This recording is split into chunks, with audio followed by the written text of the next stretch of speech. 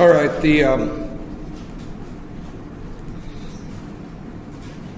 I'm switching topics in this semester, and I'm switching processors. So we've got, what, 2 weeks left, essentially? So, and that's there. So I've got a couple of assignments in this last couple of weeks that I'm going to have you turn in as well. That's there. And I'm hoping to get into the lab at least for, up there. I think it's this connector, this wire here, up there. So as always, as we finish round up to the end of the semester, it's rush, right? Up there. So, okay. Let me just kind of go through these slides and kind of highlight that there. We will probably run a little bit longer than normal today. We probably will run a little bit longer than normal most days this week. They're considering that most classes are around an hour or so. A little bit longer means probably about 75 minutes to 90 minutes versus, I think we're scheduled for like 2 hours straight, aren't we? So it's still, we're not going to go over the 2 hours, but we're going to probably run them. Of course, it depends. If I've got a migraine coming on, then all bets are off. There. So far today, alhamdulillah, it's good shape. Okay, we're switching over, and I'm using the slides from Silicon Labs. I will post these on Facebook later today. But I'm switching processors to a different processor, the 8051. Now, the 8051, I'll get into in more detail, is not a microprocessor per se. It's a microcontroller. And the difference between a microprocessor and a microcontroller is that a microprocessor is strictly only the microprocessor. The microcontroller has a lot more garbage added to it. It's essentially a system on a chip. It's got RAM, it's got ROM, it's got I/O, it's got A to D, D to A, it's got timers, it's got the clock generator. Everything is built into a single chip, which means that everything that we talked about up till now, the last 5 weeks, 6 weeks, we don't have to worry so much about. The reason we don't use microcontrollers all the time is because they are much less powerful than a full-blown microprocessor. We talk about memory size on a current microprocessor, well into the gigabyte size. And when we talk about a microcontroller, we're talking RAM, usually in the anywhere from 4K to 64K or 128K. We're talking considerably less memory and less capability. And their uses are different. So, but the major difference is the microcontroller is a complete system on a chip that's got everything on it. So you'll find RAM, ROM, timers, clock generator, everything that you need for an entire system. I didn't bring my microcontroller board that we're going to be using for a couple of the labs here, but the microcontrollers are essentially a small board on a chip, or a small system on a single chip. So we're going to be looking at and as such, we're going to be looking at various, the way that we configure it. This is the list of the lectures. We're only going to get up through probably this part right here. And then the rest of this will continue on in the microcontroller course, right there. So, Okay. And skip through that there. Okay. So this is what we're going to cover today. And we'll probably go through the next set of slides as well. But right there. Okay, this is the difference right there. Microprocessor is a general purpose CPU. It can be used for all kinds of things right there. We've already mentioned it can be used for PCs, PDA, which is not a term used very often. The PDA in the cell phone has been combined into the smartphone, but a PDA used to be the smartphone without the phone. it had your calendar, your email, and all those things. There's companies like Palm Pilot put one out, BlackBerry put out the first smartphone, but the PDAs have disappeared right there. So, but they're used in general purpose computers, essentially, that there. The microcontroller is a microprocessor plus memory plus. I'm going to use the term plus. You know, I see that on hotels a lot, right? Or restaurants. You know, it's the cost is 150 ringgits plus. You know, the first plus is the service charge, the second plus is the tax or whatever that there.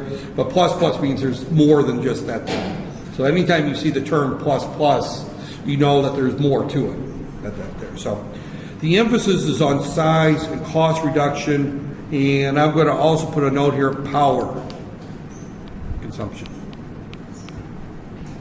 Not all microcontrollers go in battery operated systems, but many do, right there. But there.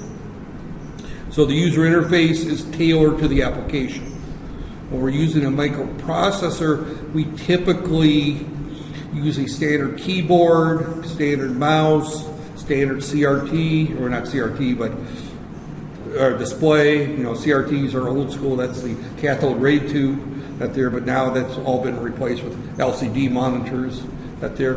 But there, where here we're looking at, you know, a tailor-made input, a touchpad, an LCD touchpad display that there could be a small one that there. So microcontrollers probably constitute about 75 to 80% of all microprocessor applications, right there. So when we look at microprocessors versus a microcontroller, the microcontroller is normally found in an embedded system. My background over the last 30 plus years in the microprocessor world has been almost exclusively in embedded systems. I have never developed a regular laptop or PC motherboard. I have not done that kind of work. I don't have any experience.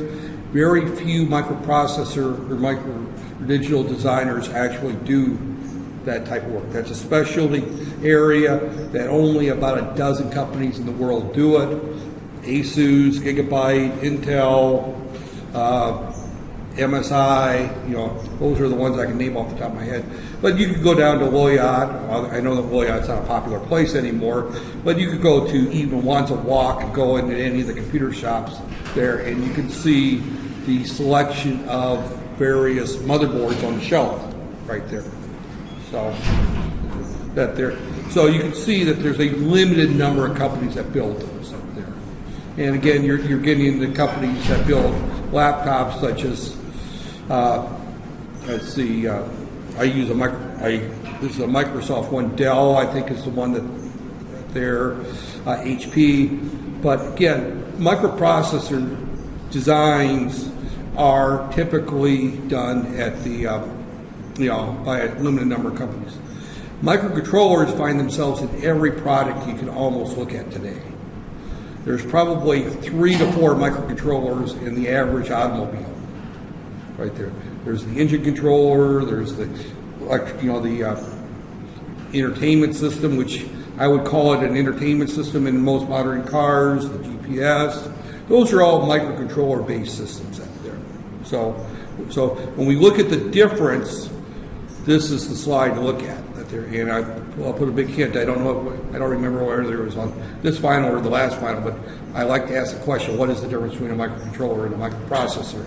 And the key difference is that it is right there. Is that you've got everything on a single chip, right there. And the emphasis. This slide is probably as good as any place to just look at that particular terminology. Again, that's. We kind of looked at that there. You'll see the term MCU. I tend to use micro C and micro P to differentiate the difference between the two. Micro C is microcontroller, micro P is microprocessor, right there.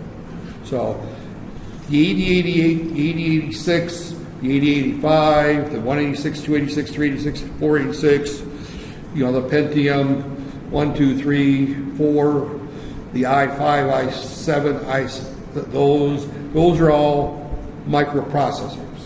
The 8051, the ARM, there's a company called PIC, which makes small microcontrollers. Those are all microcontrollers. there's probably more microcontroller manufacturers than there are microprocessor manufacturers. When we look at microprocessor manufacturers, only 3 come to mind off the top of my head: Intel, Freescale, and AMW or AMD. Those are the 3 big ones that when we look at that there. So there are some others, but they're not real. But there are some companies that used to make microprocessors. Zilog is one. They used to make a microprocessor called the Z80. They've dropped the Z80 and only make a Z8000 microcontroller. So there's lots of companies producing microcontrollers, lots of choices on that there. So probably the number 1 microcontroller today is probably the ARM. And actually ARM has 2 families. One is more of a microprocessor family and the other one's more of a microcontroller family. There. But we won't get into the ARM. But ARM is actually comes from the old Acorn project in the UK, and they developed it for academic use, and it's actually become a fairly popular that there. So we look at that there. So the microcontroller architecture in terms of that there, each hardware architecture has its own set of software controls that there. The programming of microcontrollers is very different as we move from one family to another. So I'm sticking with the Intel family for right now with the 8051 that there. As I mentioned, the 8051, I'll talk a little bit about the history, is a very old microcontroller. It goes back to the 1980s as well, but boy, as we get close to the final exams, people are starting to show up that there. Especially if there's a midterm. You guys missed the review for the midterm last week, so I'm not reviewing for it again, but the lecture you found on YouTube, right? Right there? So, okay, not there. So I got to go back and rewatch the lecture so I can write it tonight. I'll probably write it tonight and make copies tomorrow morning, like 10 minutes before the midterm exam. That's one way of keeping the midterm for me late is do like students do. Just before it's due, I write the thing that there. So 10 minutes before the midterm, I'll finish writing it that there. So, but again, that there. But this is a very important point right there. Is if we work in assembly language, you have to learn a whole new language for every microcontroller you use. If we're working in C, you don't necessarily have to learn a new language for each one, but you have to learn a new software architecture and register a set of architectures. And we're going to spend some time, and there are some questions on the final exam, talking about the 8051 and looking at the code. So we are going to be looking at some software this week, right there. We've avoided software for the first 6 weeks, and now we got to look at software right there, or the first 5 weeks right there.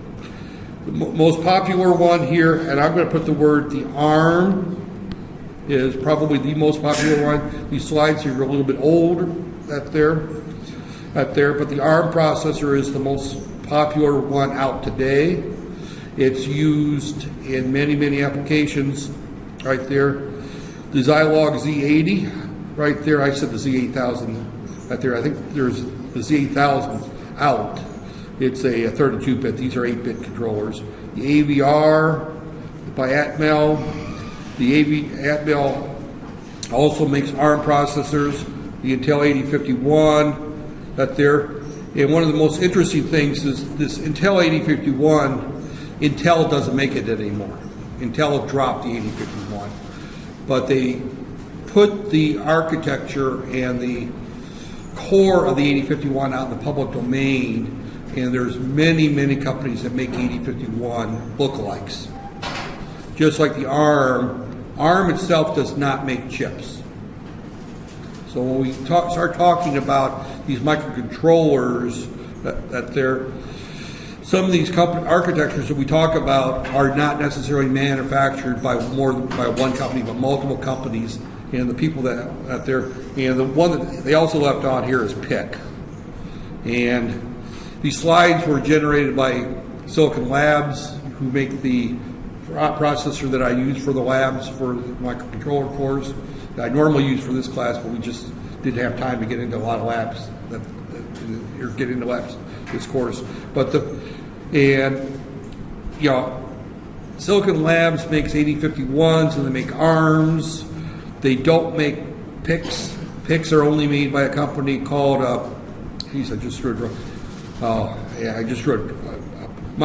Microchip.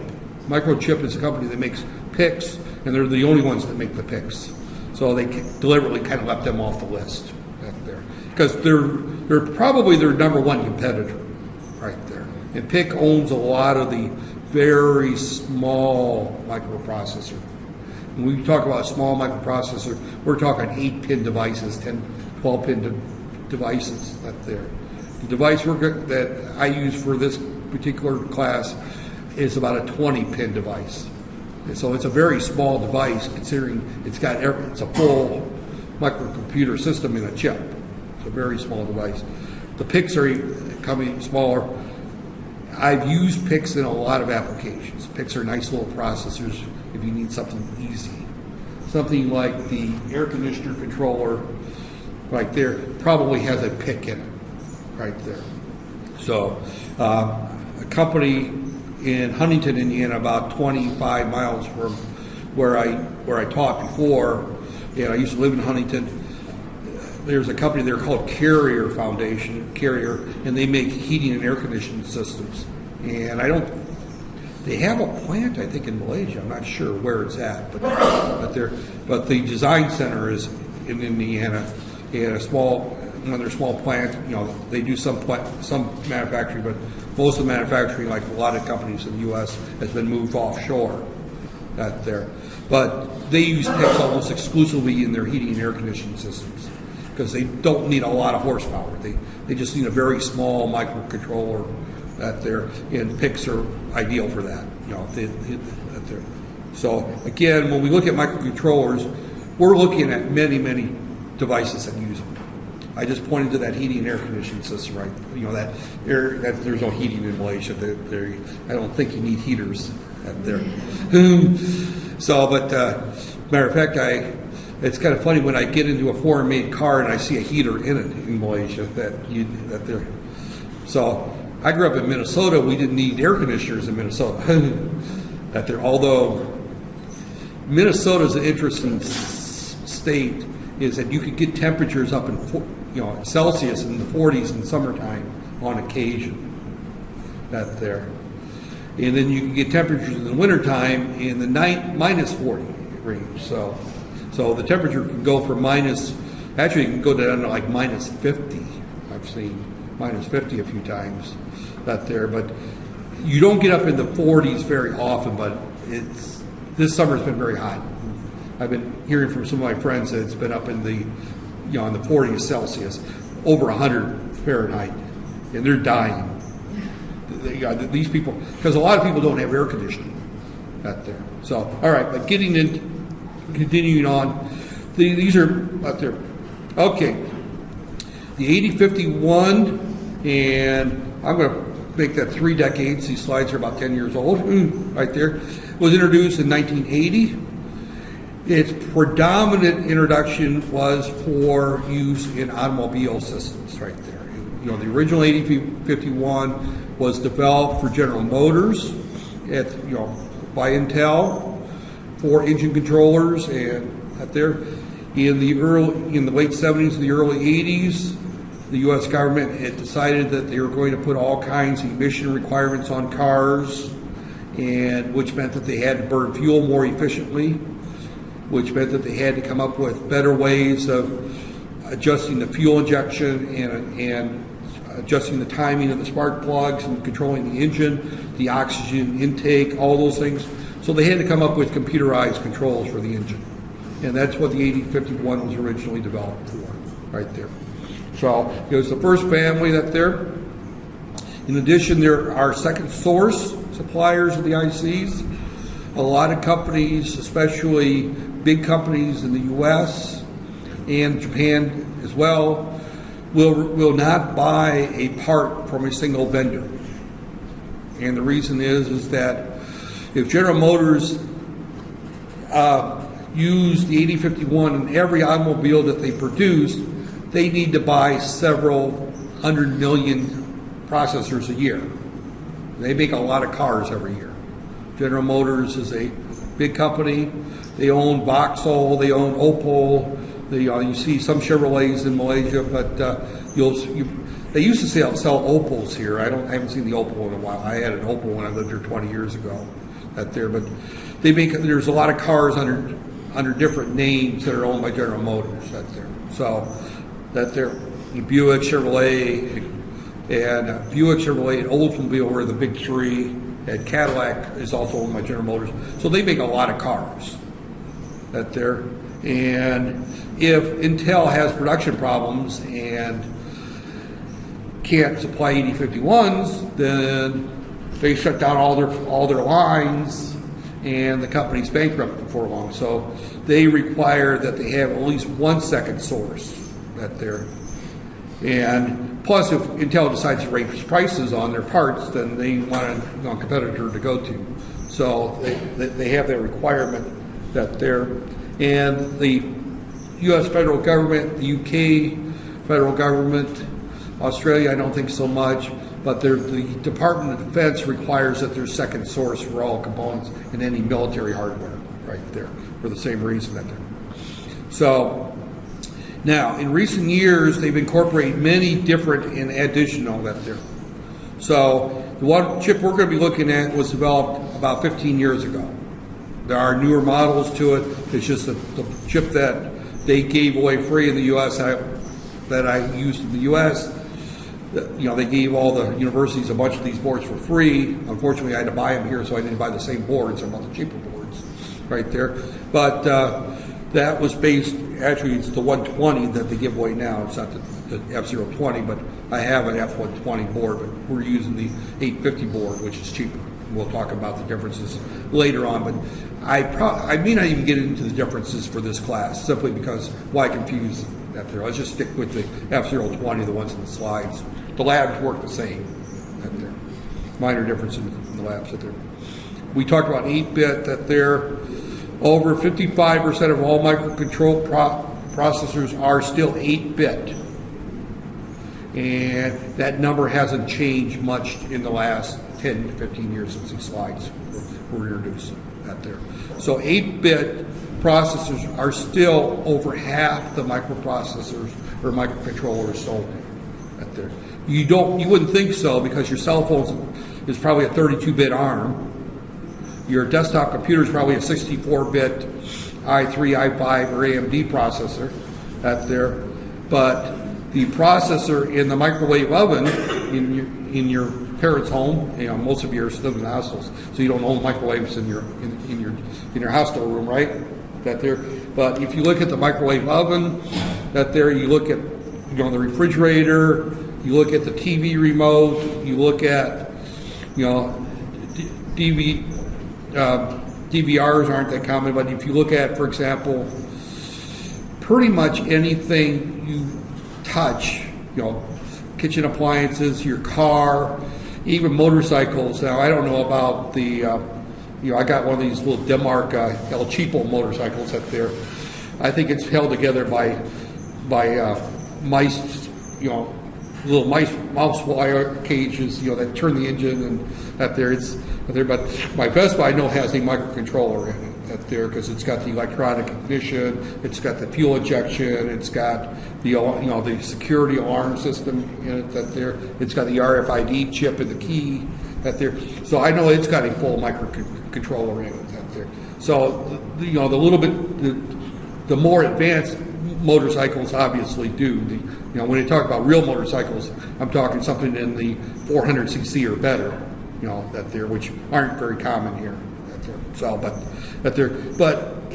these have microcontrollers in them today. So we can't get in So 8-bit microcontrollers are sufficient. They do the job and they're cost effective. As an engineer, and you're sitting down doing an initial product design, and I realize that that's not something commonly done here, but as time goes on and Malaysia develops more into a design and intellectual property generation country, which is the long-term goal, and it should be the long-term goal, is that, because that's where the money is on the front end, not in the manufacturing end, but in the front end, that you will sit down and you decide, I'm working for a company that builds, and I'm just going to make up a product, that they're washing machines. It's one that I use all the time as an example, but I'm going to make a washing machine. And as far as I know, there's not a Malaysian brand of washing machine. They're mostly Panasonic and Samsung. I don't know what brand. I think we got an LG or something. Most of the washing machines here are Japanese, with the exception of Electrolux, which is an American brand, right there. So, but you're going to build a washing machine from scratch. You're not going to go to Japan and buy the design like they did with the Proton or the Purdue, but you're going to build it from scratch. And you're going to do the design. You have to sit down and figure out which processor you're going to use, right there. And the rule of thumb is, when you're in the design phase, is that you use the cheapest, the smallest processor that gets the job done. That's sufficient, right there. Now, sometimes you'll use something a little bit more powerful, because the cheapest one to get the job done actually might be more expensive, because they don't sell as many of them out there. Now, if you're building something like a washing machine and you're trying to get up and running quickly, you might use a ready-made board such as the Raspberry Pi Zero or the Arduino type boards. You're going to pick something that's going to be small, cheap, and efficient to do the job. And that's where the 8-bit microcontrollers come into play, is that they're more than adequate to do well over 55% of the applications out there. How powerful of a microcontroller do you need for this washing machine? I mean, it does one thing: it washes clothes. Right there. Another example is a gasoline, or I keep using the American term, a petrol pump that you see at Petronas. That pump has a microcontroller in it of some type there. How powerful of a microcontroller you need? It does multiple things. It pumps petrol. It keeps track of the amount of petrol. It keeps track of how much the cost of the petrol is. It also has an interface to the debit card or credit card reader. It also interfaces to the whatever they call it. It starts with an M. The Missouri, their loyalty program card. So it does a little bit more things. So when you look at a petrol pump, you might need something a little bit more powerful than the 8-bit, but you sure the heck don't need a 32-bit or a 64-bit microprocessor. You might get by with a 16-bit microcontroller. Or you could get by actually with an 8-bit and just have a little bit more powerful 8-bit microcontroller. But again, but 8-bit microcontrollers are used for a lot. These statistics come from 2002. So that they're about, like I said, about 15 years old. And those numbers have not changed drastically. They've gone down a little bit, I think, because the availability of the 8-bit microcontrollers is not as, there's the 16 bits have become cheaper, and cost-wise, it's kind of like, you flip a coin, heads or tails. Do you use an 8-bit or a 16? And a lot of companies are using 16 bits simply because, if they decide to upgrade, they can stay with the same processor. So, okay, this is an example of I've actually had classes build this project. It's a little expensive to have us build this, but we have a small 4-button microcontroller. It goes through a microcontroller, an RF transmitter. It typically has a battery and a small voltage regulator. This is a tiny board. Actually, the microcontroller and the RF transmitter are sold as a single chip. There's actually a single chip that has the RF transmitter we tie that there, and it goes through an antenna. We have an RF receiver and microcontroller right there, and we have our our wheels, our LEDs, and we have a little remote control car. A very simple project to build The only problem is the parts can end up costing because you have to buy DC motors and use PWM on these motors to control them, but it's relatively easy project to build, and I'll probably add that as far as my lectures go into the microcontroller course to look at this particular and how you would design it. The design I had actually didn't use a 8051, it used a free scale. It was for another university that I taught at part-time at there. But I actually had this was a project that I've done, and it's a relatively straightforward project at there. So, but again, this is a very common use for a microcontroller. Here we're looking at 2 microcontrollers in a toy car, and how many of these are sold every year. I'm going to bet almost as many as there are laptop computers at there. So, all right. Now getting back to the 8051. This is the original 8051 as it was released back in 1980. And if we look at this right here, it's got the 8051 CPU. It's a very small CPU. It's got the, when I taught the 8086, and I went through the hardware chapter 9 in the Bride book, I skipped over the 8224 clock generator chip that there. I completely skipped over that there. Well, that chip is no longer needed because it's now been sucked into the microprocessor right there, or microcontroller. We have some memory expansion control. So the ALE is still there, and our outside power typically at there, and I feel like I'm yelling. It's I'm my teaching voice at there, and I have to remember not to use that in the restaurants. At there, I get yelled at that there. But when we look at the 8051, that there, we can add external memory to it, right there. Normally, if we're using a microcontroller and you need to add external memory, you're using the wrong microcontroller, or you shouldn't be using a microcontroller. They add that feature, but my personal feeling, and some people will probably come up with some example that there, but as a general rule, if you're going to be using a microcontroller and you have to use external memory, you're doing something wrong. Because the whole idea of the microcontroller is to remove the need for external components. If you're using a microcontroller, that you're trying to make something cheap, easy, small. That there, as soon as you start adding external memory to it, then it's no longer cheap, small, and easy, right there. If you're going to, and if you need something with additional memory, you're probably wanting to go with a regular microprocessor, right there. Now, things such as cell phones are actually, I don't consider a cell phone an embedded system. I consider it a full microcomputer out there, and they have external memory out there. Now, storage is different, but typically, again, with a microcontroller system, you're using it for an embedded system, and you don't have the need for hard drives or flash memories or those types of things out there. Because you may have some internal memory, flash memory, and a lot of the microcontrollers have some flash memory built into it that you can program it and store variables that they're normally not. I mean, if I look at my microwave oven and I unplug it, it loses everything out there.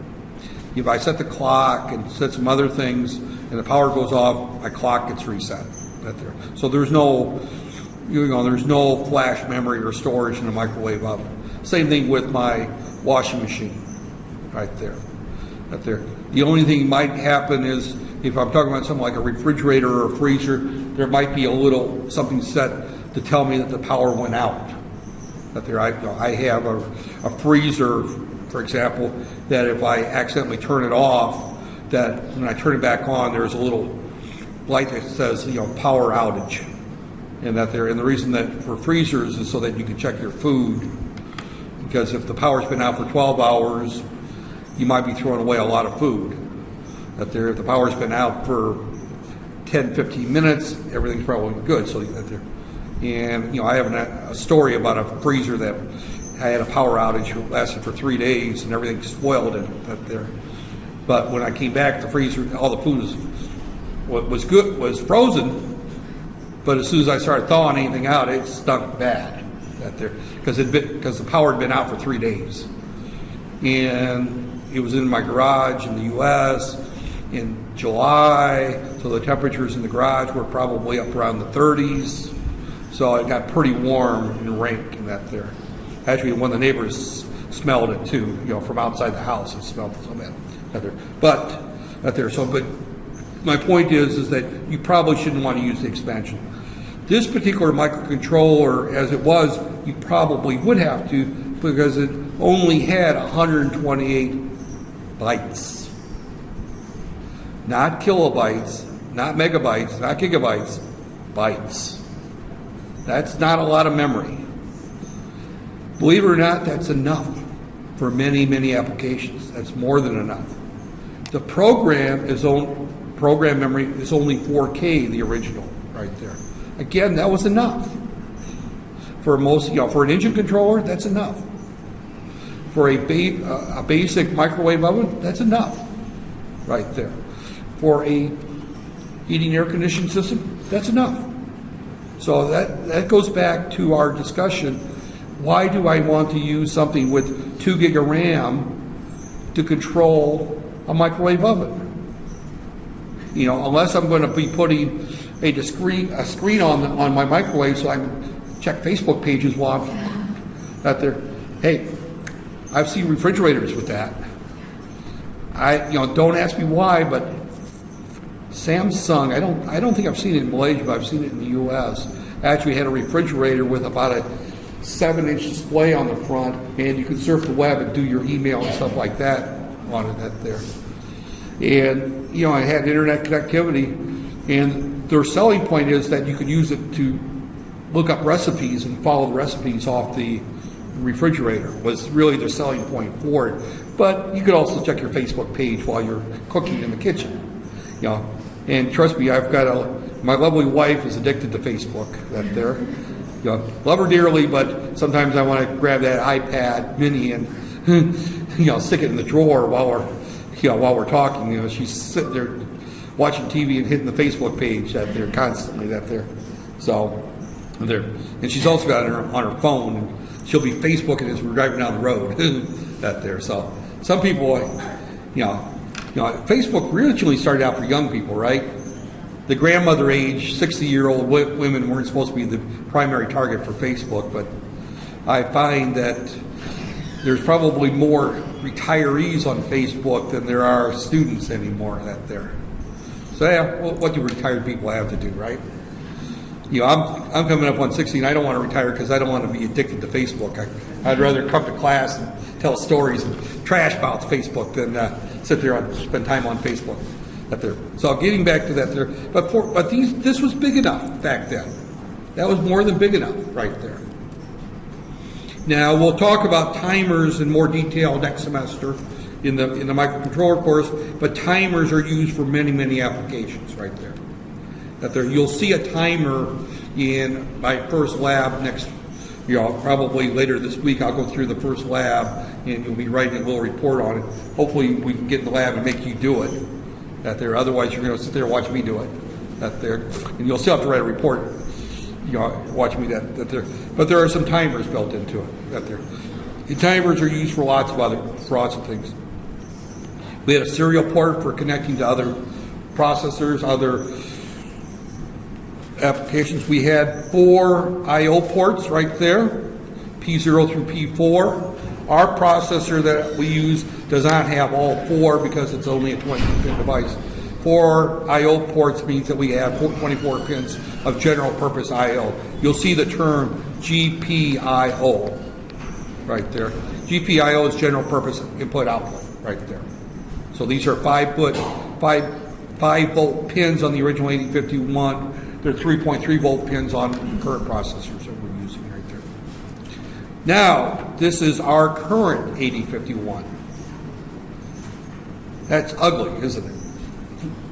This is the F020, and when we look at this particular one, you'll see that we've got P0 through P7. We've got 7 ports available on this particular chip. Now, again, we're not using, that's the one that the F120 or F020, get them straight, but we've got all kinds of ports. Now, these are also shared with, we've got an analog to digital converter there.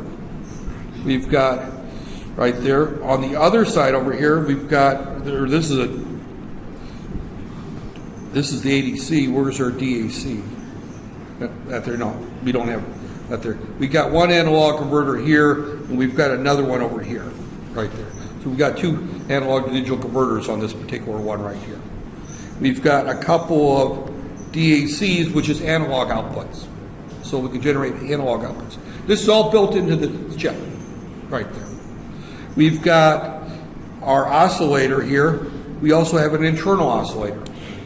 When we look at this one here, we still needed to have a crystal or an RC network for the oscillator. When we look at this one here, we have an internal oscillator that we can use without any external pins being connected. It's built into the chip right there. We've got 2 UARTs now. Well, you also got the SM bus, the SPI bus, the PCI bus.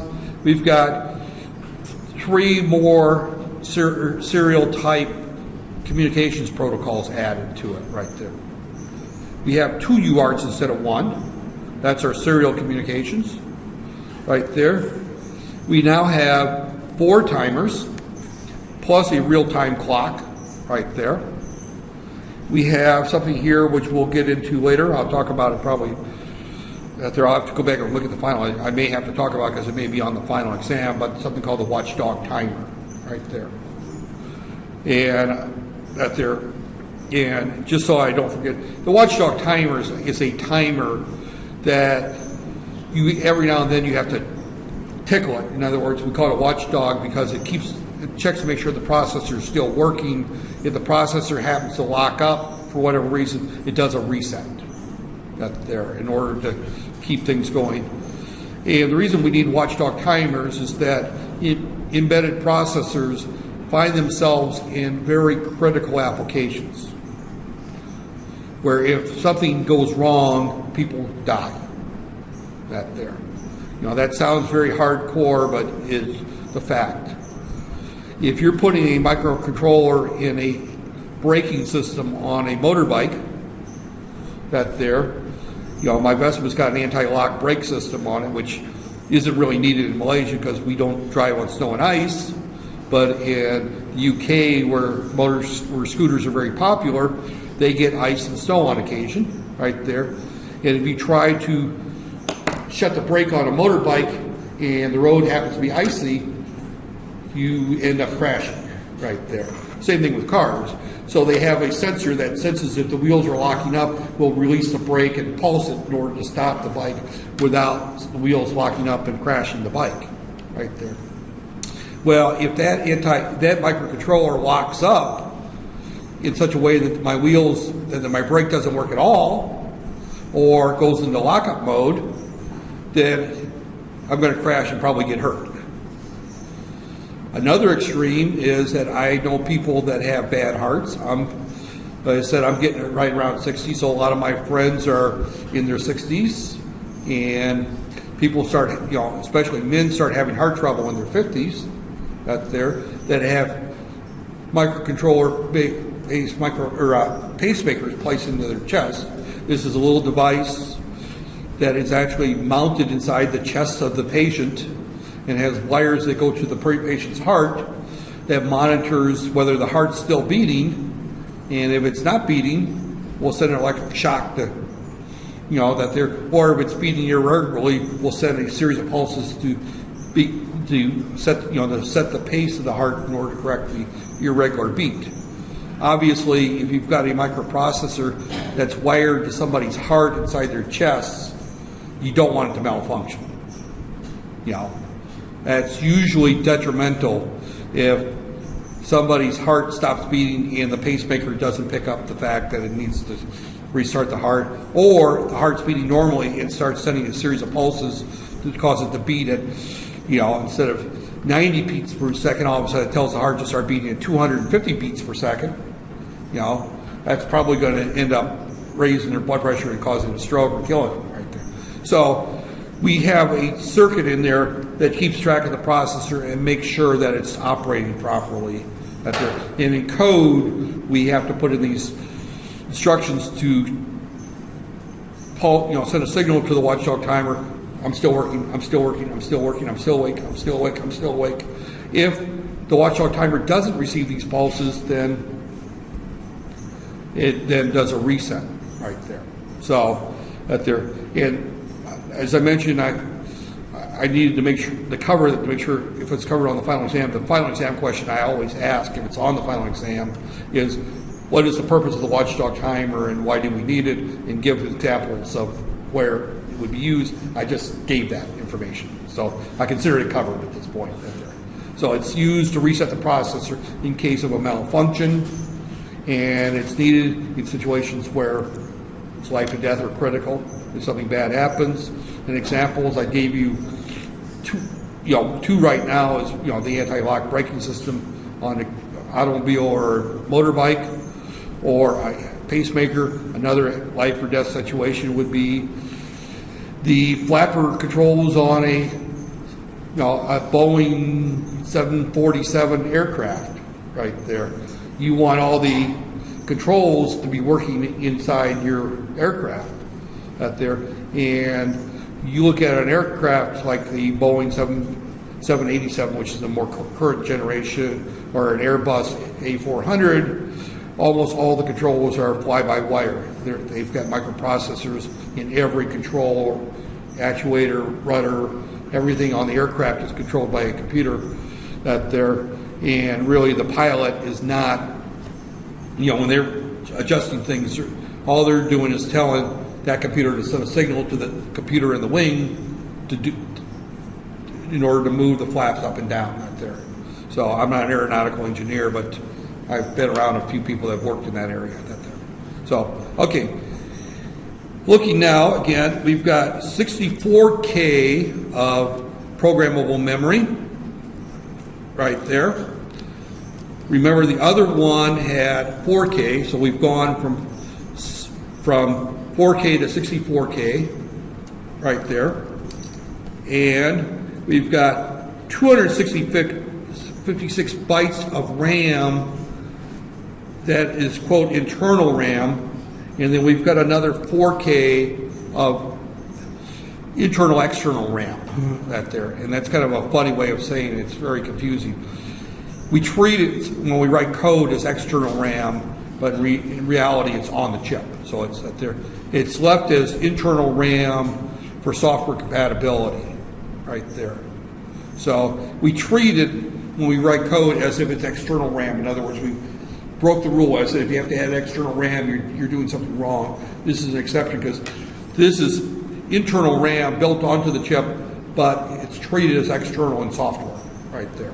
So, but as you look at this here, this is a much more complex circuit than this one right here. Everything here, this is pretty much the same.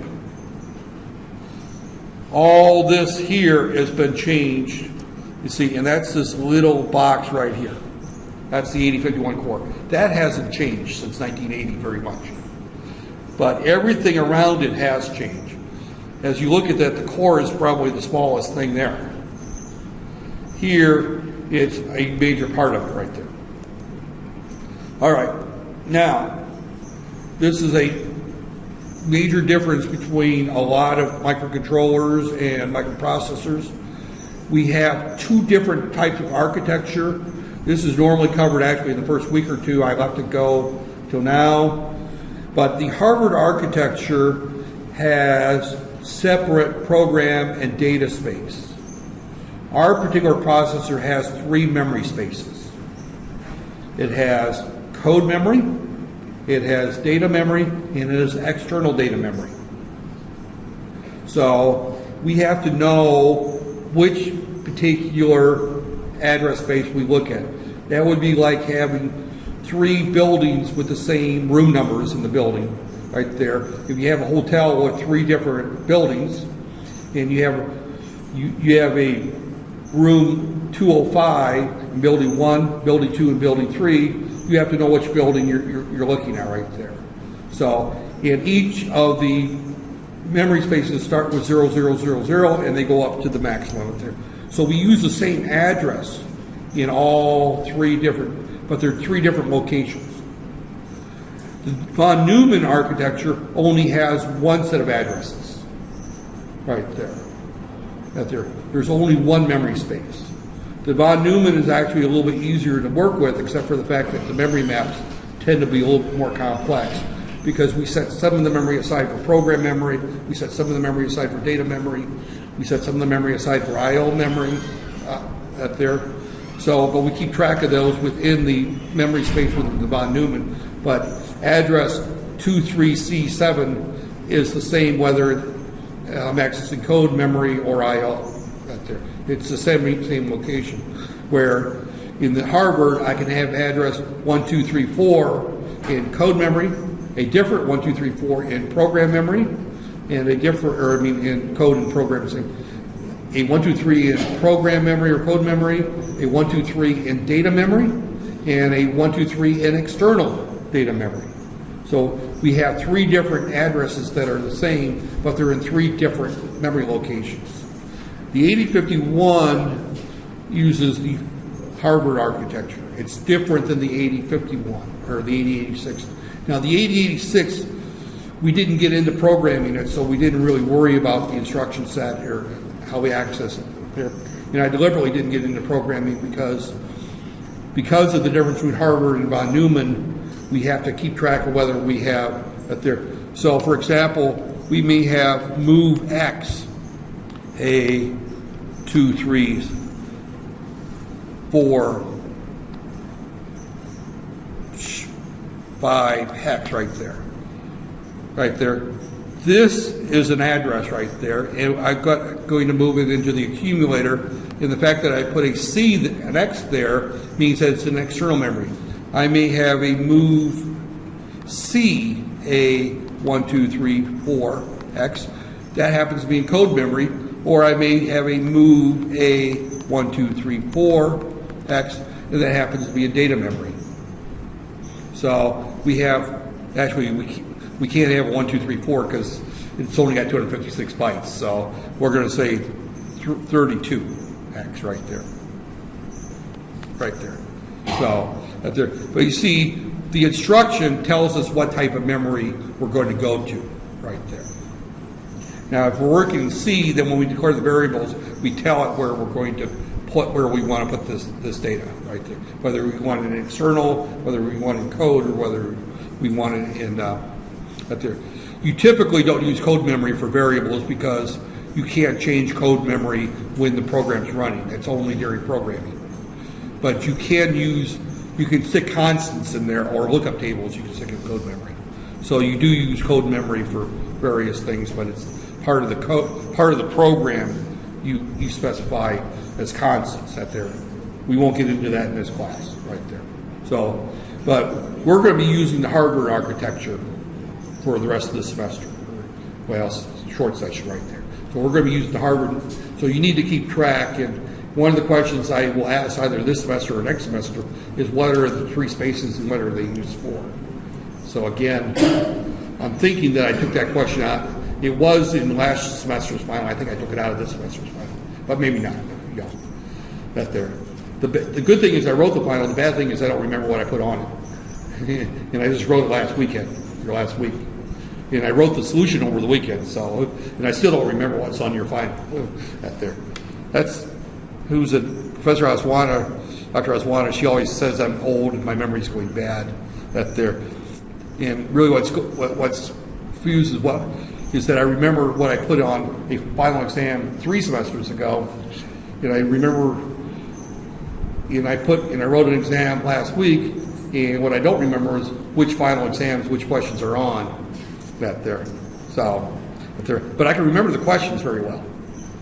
So, okay, that there, the memories that there, I'm going to kind of skip over that there, but the memory fetch cycle is very similar to what we talked about. That there, we have a program counter, which keeps track of our programmer. We have our code memory. It fetches an instruction and keeps track of the program counter is where we're at in our code. And it only refers to code that's in the code memory. We can't fetch instructions from the data memory or the external data memory. And there's our CPU. But again, we have basically 2 steps. There's we go out, we fetch the instruction. It can be 1 byte, 2 bytes, 3 bytes, right there, depending on the instruction. And then we execute the instruction right there. So I am not going to talk about the 8052 right there. The 8052 was the next generation. It's a superset that they're included a little bit more RAM, a third timer, additional. The 8052 was the first step of supersizing the 8051. So, and the 8051C020 is a superset of the 8052. So there's no point to that there. So you usually, if you're talking the 8052, normally they still say 8051 because it's just that there. Okay, now we get into our data here, and this is where things get this is where the course changes drastically from the previous up there. We have to look at what happens inside the memory of this device up there.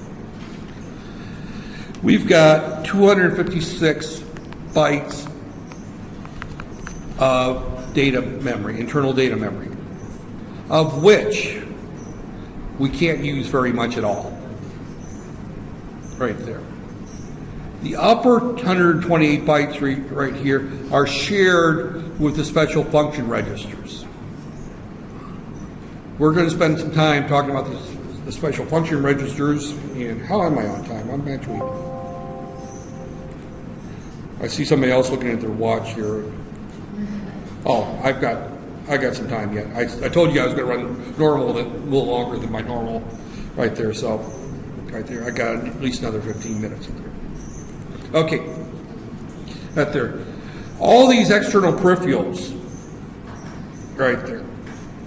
All this stuff out here, and all this stuff out here, we have to have a way of controlling that, right there.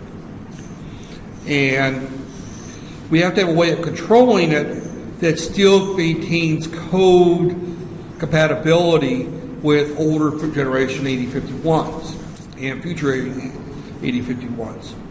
Right there.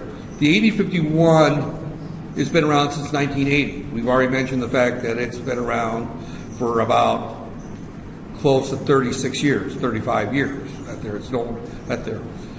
The same compilers that worked in 1980 will work today. And the reason is that in order, when I release a new 8051 and I add more stuff to it, I don't want to release a new compiler. Compilers are expensive, they're hard to design, and a compiler is what takes your C code and translates it into machine code for the processor, right there. We haven't talked about software development yet, but the compiler and the same thing with the assembler. We don't want to redesign the software development tools we want to use the ones that are readily available out there. So currently there's 2 C compilers out there. There's the GCC, which is the shareware and freeware one. That's got some quirks out there. And then there's the most commonly one is called Kyle. There's some others out there. The one that we'll be using is the Kyle compiler. That's the purchase one. We're going to use an educational version of that, which is stripped down, which doesn't hurt us because it limits us to like 4K of code size. And I guarantee nobody in this room is going to write a program bigger than 4K in the next couple of semesters. 4K is a pretty good sized program. Most of the programs we're going to be working on are probably going to be well under a K. So in order to control that, we write to the special function registers. So we've got 128 bytes there that tell us what port 1 is going to look like. Is it an input or output?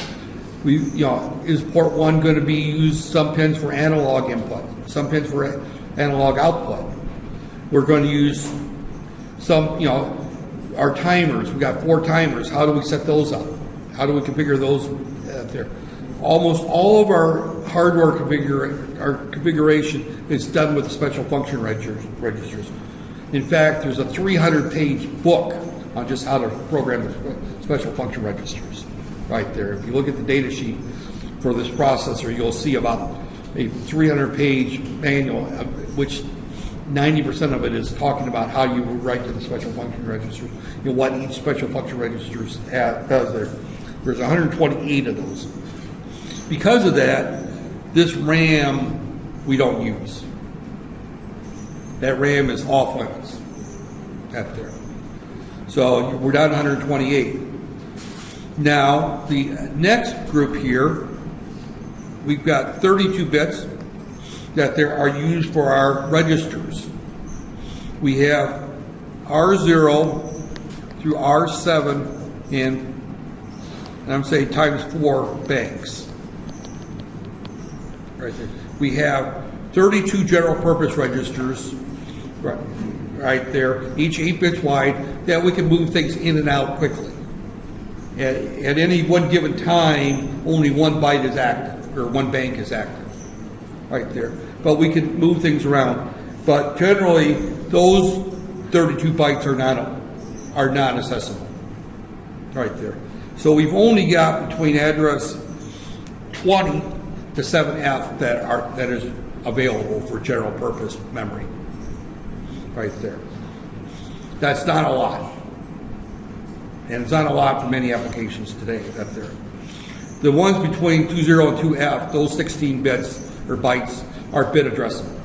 So you'll use those for Boolean variables, for example, right there, where we can address one bit at a time, right there. So the ones from 30 to 7F, we can only address as a byte, right there.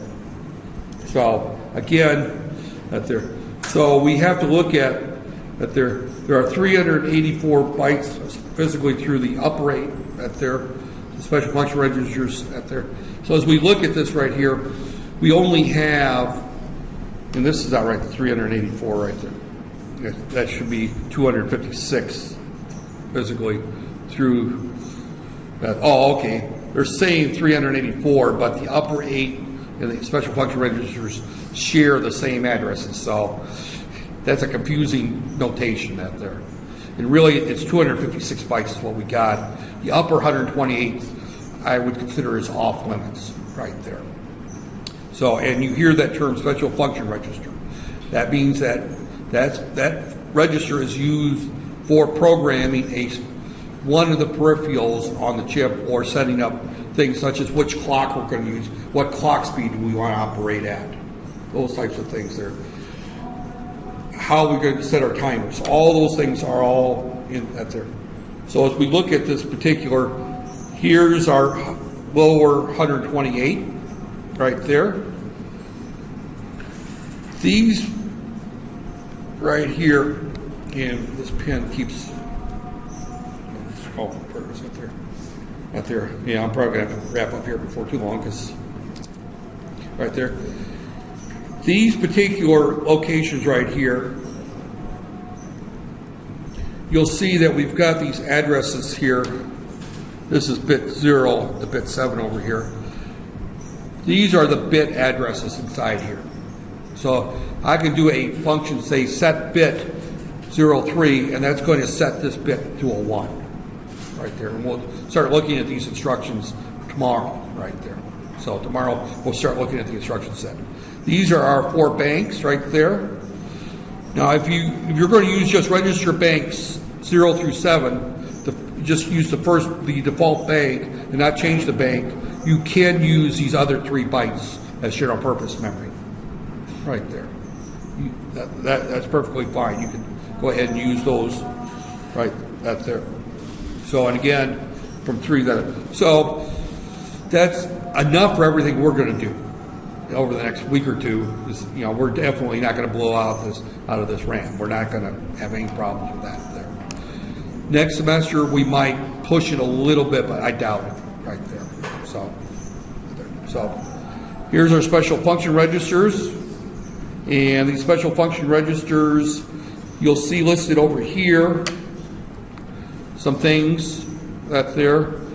Like here, this is timer 1 high bit, timer 1, timer 0 high bit, timer 1 low bit, timer, or byte, byte, timer 0 low byte. This is our timer control register. This is our port controller right there. This is our instruction pointer. This is our interrupt enable, our serial buffer, serial controller. You know, all these little abbreviations mean something right there. Right there. So that's how we control all our peripherals. Some of those we'll get into, some of them we won't. Right there. But just keep in mind that this is how we control everything in the chip, is through these special function registers right there. Summary, we have the accumulator and the B.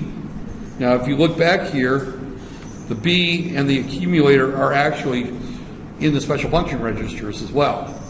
We normally don't use the special function registers, we just use A and B. Those are our general purpose registers right there.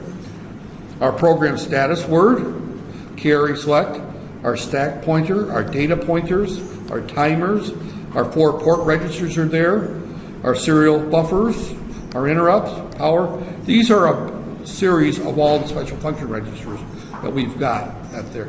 There's 128 of them. Now some of them are duplicates. In other words, TL0 and TL1 are, TL0 and TH1. This is the timer 0 or 0. This is the timer 0, the high order and the low order byte. So we have 2 bytes assigned to the timer. It's a 16-bit timer right there. Just as we also have TH1 and TL1 right there. So that's timer. So all of our timers may have two of them out there. So as you can see that they're TH0 out there. So again, we also have the T mod and the T controller. This is the mode. That's the how we control it. Right there. We won't get into that there. So we've got multiples out there. And I think now is a good time. We've finished that set of slides out there. And I heard the call for prayers, so that means that right there. Yeah, not quite.